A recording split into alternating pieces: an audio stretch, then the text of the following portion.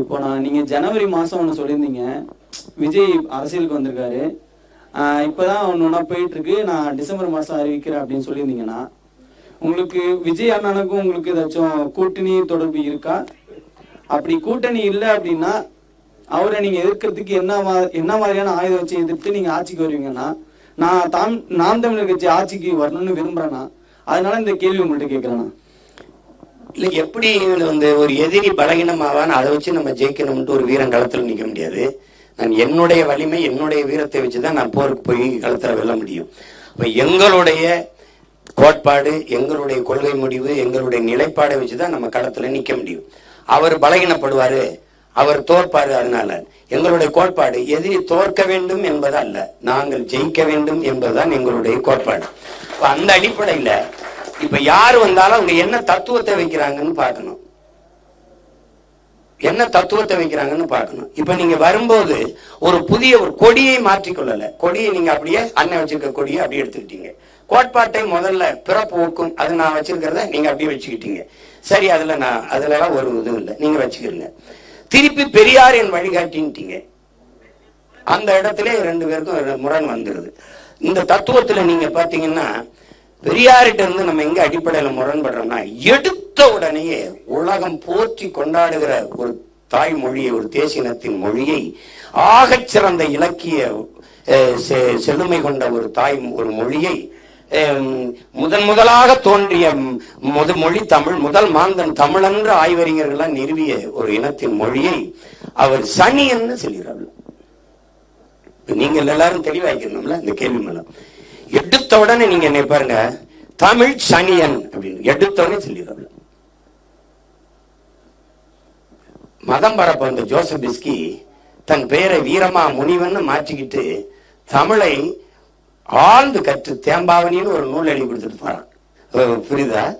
அப்படிப்பட்ட ஒரு மொழியை ஒரு எழுதுங்கள், என் கல்லறையில் நான் தமிழ் மாணவன் இங்கு உறங்குகிறேன் என்று ஜீப்பு சொல்றான்.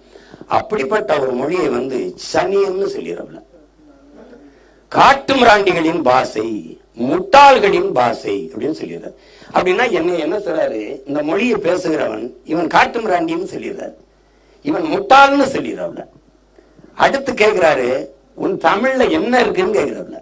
இந்த கேள்வியில என்ன வருதுன்னா, என் தமிழ்ல என்ன இருக்குன்னு கேட்டா, பல தேசிய மக்கள் கூடி வாழ்கிற இந்த நிலத்தில் கன்னடர் வாழ்கிறார், தெலுங்கர் வாழ்கிறார், குஜராத்தி வாழ்கிறார், பீகாரியர் வாழ்கிறார், மராட்டியர் வாழ்கிறார், மலையாளி வாழ்கிறார்.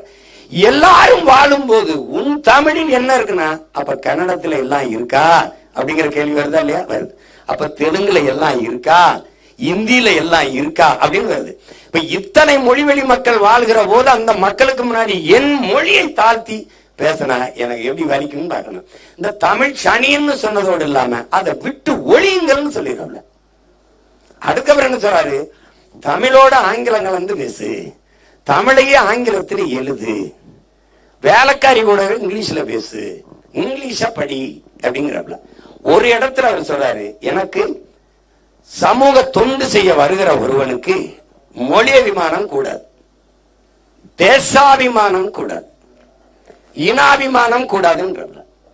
மொழி இல்லை, தேசம் இல்லை, இனம் இல்லை என்றால் சமூகம் எங்கிருந்து வரும்? அதுக்கு எதுக்கு தொண்டு செய்ய, எப்படி தொண்டு செய்வீங்க கேள்வி நமக்கு எழுது. மொழி அபிமானமே இல்லாத அவர் இங்கிலீஷை படிச்சுக்கிறார். அப்ப இங்கிலீஷ் அபிமானம் ஏன் வந்தது?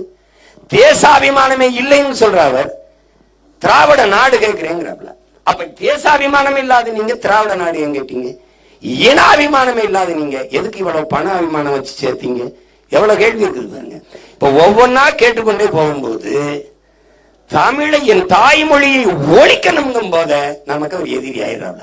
அதுக்கப்புறம் நீ எனக்கு என்ன சேவை செஞ்சு எனக்கு ஒண்ணு அது தேவையும் கிடையாது. என் தாய்மொழிங்கிறது என் முகம், என் முகவரி, என் உயிர். அது தமிழ் எங்கள் உயிருக்கு நேர்னு பாடுறான். அது உங்களுக்கு புரியுதுன்னு நினைக்கிறேன்.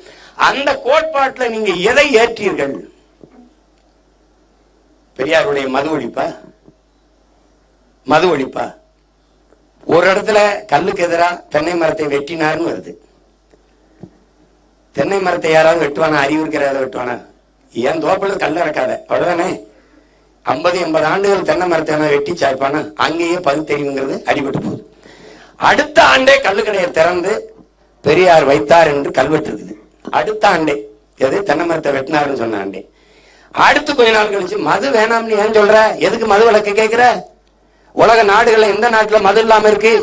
மது வேணாம்னு சொல்றது, மது குடிக்க வேணாம்ங்கிறது, கட்டிய மனைவியோட படுக்க வேணாம்னு சொல்றது ஒப்பா இருக்கே அப்படின்னு பேசிருக்காரு. இப்ப எந்த பெரியார் தந்தை பெரியாரா இருக்கிறது? RSS பிஜேபி எங்களை பாகிஸ்தானுக்கு போ, உனக்கு ஓ நாடு அதுன்னு தான் சொல்லுது. இவரு ஆப்கானிஸ்தானுக்கு போங்கிறாரு.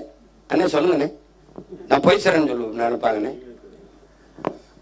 அவன் பரவாயில்ல பொருக்குடா, ஆப்கானிஸ்தானுக்கு போ, துருக்கப்பிலுக்கு இங்க என்ன வேலை, நீ எந்த நாட்டுக்காரன் அப்படின்னா எனக்கு முதல்ல நீ எந்த நாட்டுக்காரன், நீ யாரு முதல்ல, அது கேள்வி வருமா இல்லையா? நீ இப்படியே கேட்டு வச்சிருக்காப்ல. இப்ப ஒரு கேள்வி பாருங்க, பிறந்த நாள் செய்தி பாருங்க, அண்ணன் பிறந்த நாள் செய்தி. பார்ப்பனர்கள்